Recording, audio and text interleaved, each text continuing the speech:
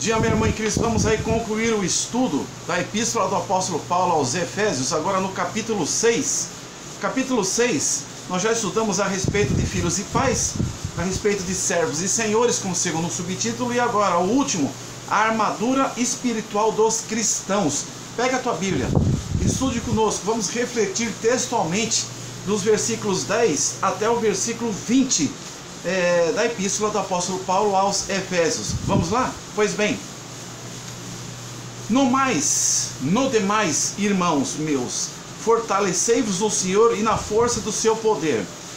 Antes de começarmos, me veio a lembrança, vamos aqui lembrar de a armadura medieval lá do século XV, nos filmes que assistimos, onde tem aquelas couraças, né, aquela armadura feita de aço, com exemplo de camisas talvez, feitas de tranças e malha de aço, escudos, espadas, capacete.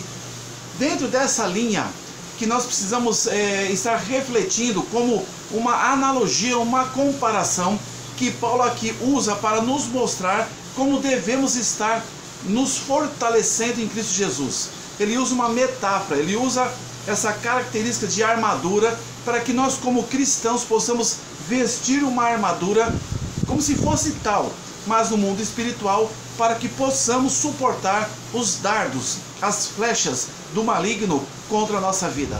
Vejamos então, versículo 10 do capítulo 6 de Efésios. No demais, irmãos meus, olha que legal, né? Da onde vem você chamar alguém na igreja de irmão? Vem da própria palavra de Deus. Irmãos meus, fortalecei-vos no Senhor e na força do seu poder.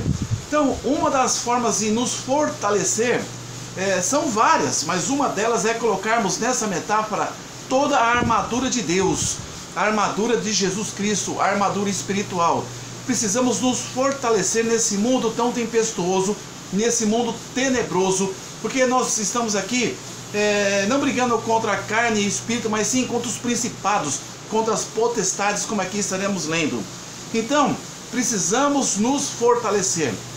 De que maneira? De maneira espiritual. Quais as formas? Vejamos a seguir. Na força do seu poder, do poder do Espírito Santo de Deus, do poder de Deus, do poder da Trindade. Aí vem então a comparação. Revesti-vos de toda a armadura de Deus. Aqui Paulo está nos ensinando, como aos gentios ali em Éfeso, como também aos judeus que estivessem ali, a todos quem quisesse ouvi-los, vem a orientação para que você se fortaleça contra os principados dos demônios. Diz assim: revesti-vos de toda a armadura de Deus. Para quê? Tem que ser a armadura de Deus. Não venha se revestir da armadura da força do seu braço, não. Não se revista da armadura do espiritismo, não. Não se revista da armadura daquelas seitas que realmente não estão fundamentadas na palavra de Deus. Revista em Deus, que é o Todo-Poderoso. Por que você vai se revestir em pseudas forças se você tem o Deus Todo-Poderoso? Se você vai para uma guerra, você então precisa pegar todo o material bélico para que você vença a sua batalha. Então coloque do seu lado o nosso general, que é Cristo Jesus. Revesti-vos de toda a armadura de Deus, para que possais estar firmes contra as astutas ciladas do diabo, contra as espertizes, a inteligência de ciladas feitas contra a tua vida por Satanás. Então é muito importante, no dia que nós vivemos, nesse mundo tempestuoso, estarmos nos revestindo, nos cobrindo, que a unção do Senhor, que o óleo de Deus esteja contigo, o Espírito Santo de Deus, para que possais suportar as astutas ciladas de Satanás, que são diversas, através de tudo aquilo que vai de encontro à palavra de Deus: a mentira, o roubo, a corrupção, a prostituição, a lascívia, o maldizer, todas as coisas erradas, o álcool, a bebida, os entorpecentes químicos ou outros mais. Afasta-te destas coisas. Paulo estava falando lá e para nós também, através da sua palavra que agora nós lemos. E diz assim no 12: porque não temos que lutar contra a carne e o sangue. Mas quem que temos que lutar? Mas para quem que precisamos estar revestidos da armadura de Cristo? Aqui fala: contra as potestades, contra os príncipes das trevas desse século. Principados e potestades são os seres espirituais aqui citados, os seres do pecado, os seres da destruição, os demônios e Satanás, contra os príncipes das trevas desse século, contra as hostes espirituais, as hostes aqui, contra os exércitos formados por esses príncipes do demônio, essas potestades do demônio. Então, hoste significa exércitos espirituais da maldade. E como tem, muitas vezes, nós nos atemos àquilo que os olhos veem, assim como Tomé, que queria ver para crer. Mas o mundo espiritual é uma grande batalha dos anjos de Deus contra os anjos de Satanás, para que possa te proteger, junto com toda essa armadura de Cristo, da maldade, das hostes espirituais da maldade nos lugares celestiais. Agora começa então uma instrução dentro dessa metáfora, dentro dessa comparação, voltada a uma armadura que nós, em Cristo Jesus, a partir do momento que o aceitamos como único e suficiente Salvador, temos que vestir todos os dias. Não podemos toscanejar e nem bobearmos, porque sem ela, as hostes celestiais, os principados, os seres do demônio, o exército do mal vem contra você e contra mim. Paulo instruindo ali com essa carta feita na prisão, essa carta circular enviada a quem? Aos Efésios e a todos aqueles que pudessem lê-la ou ouvi-la. Então no 13 nos mostra o seguinte: portanto, tomai. Quantos verbos do imperativo aqui nas cartas de Paulo aos Efésios nós já apreciamos.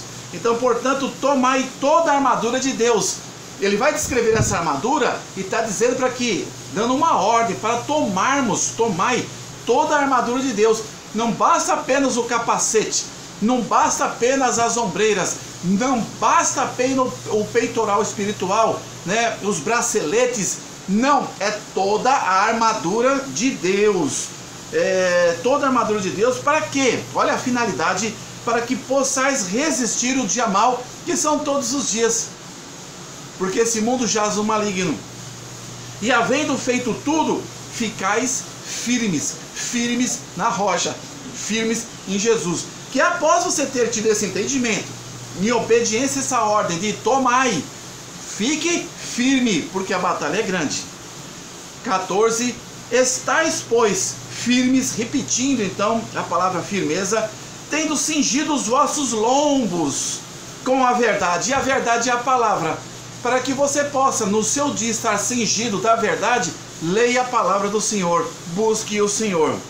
Então, tendo cingido os vossos lombos com a verdade, e vestida a couraça da justiça, que é o Senhor Jesus. O 15, e calçados os pés na preparação do evangelho da paz. Calçados os pés, porque aonde a planta de vossos pés andarem, você tem que ser sal e luz e exalar, não a paz enganosa do mundo, mas a paz salvadora, verdadeira, genuína, transformadora, regeneradora de Cristo Jesus. 16, tomando sobretudo o escudo da fé. O escudo da fé, nós observamos aí, salvo engano, o cantor evangélico André Valadão, ele tem esse símbolo, é um escudo escrito fé dentro, salvo engano. Então, tomando sobretudo o escudo da fé, com o qual podeis apagar. Quando fala apagar, é que vem flamejante, vem como fogo sobre a tua vida contra a tua armadura. Vem apagar todos os dardos, em outra tradução, todas as flechas inflamadas de Satanás, do maligno. O maligno realmente ele quer encontrar uma brecha na tua armadura. Ele não vai mirar no seu peitoral, na sua ombreira, no seu capacete, na sua caneleira, nas suas sandálias. Ele vai mirar nas brechas aonde ele vê uma possibilidade.